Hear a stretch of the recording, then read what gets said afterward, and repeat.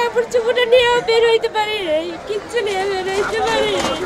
আমার কিচ্ছু নাই, আমি নিঃস্ব হয়ে গেছি, আমার কিচ্ছু নাই। আমরা তো বাসা ছিলাম না, বাসা তালা মারা ছিল, কাজে ছিলাম, আইসা দিয়ে সবই পুড়ে গেছে, শুধু মাইয়ার মোবাইলটাই আছে, আর কোনো কিছুই নাই। বন্ধু পাইছে ওই ভাইয়ে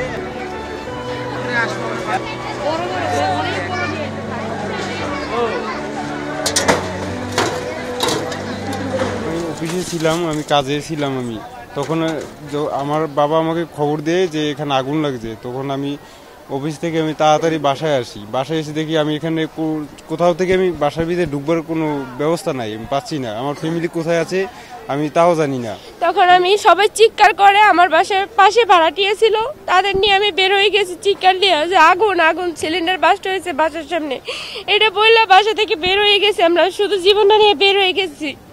আর বাসা আমার একটা কাপড় চোপড় নিয়ে বের হইতে পারি না, পরনে কিছু নিয়ে বের হইতে পারি না, সব কিছু পরে ছাই হয়ে গেছে। আমার কিচ্ছু নাই, আমি নিঃস্ব হয়ে গেছি, আমার কিচ্ছু নাই।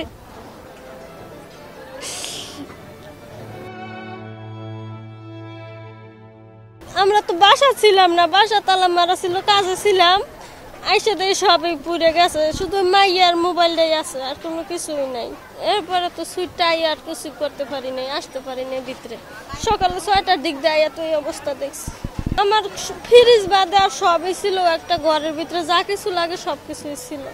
আমার 7 বছরের সংসার, আমাকে দেশে কিছুই নেই, যা আছে হে নেই, আর কোনো কিছুই নেই।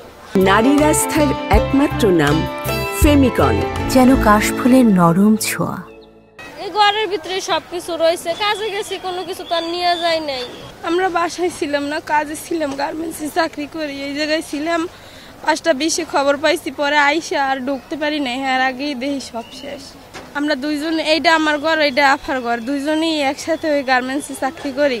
5টা 20-এ খবর পাইছি, আমরা বাইরে আইছি, পরে একবার আইসি গাড়ি নিয়ে, যে আমি ঢুকতে পারি না, আবার ঘুরিয়ে পরে অন্য জায়গা দিয়ে আইসি, আইসে দেই যে এগুলো কিছু নাই, ওই খাম্বায় আগুন জ্বলে।